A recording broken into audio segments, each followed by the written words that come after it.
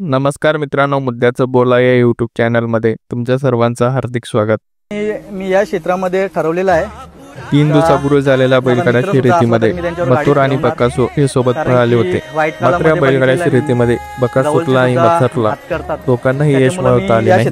त्यानंतर मात्र या दोन्ही बैलांवरती मोठ्या प्रमाणात सोशल मीडियाच्या माध्यमातून टीका होताना पाहायला मिळते.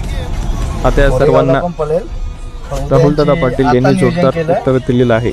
त्यांनी इंस्टाग्राम लाईव्ह वर या सर्व विरोधकांना एक चांगलेच खडे बोल सुनावले आहेत.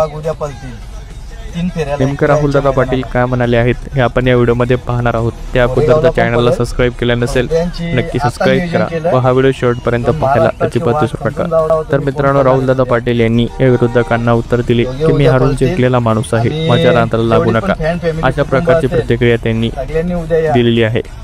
तर बघूयात नेमकं ते काय म्हणाले. हा व्हिडिओ शेवटपर्यंत पाहिल्याबद्दल मनपूर्वक धन्यवाद.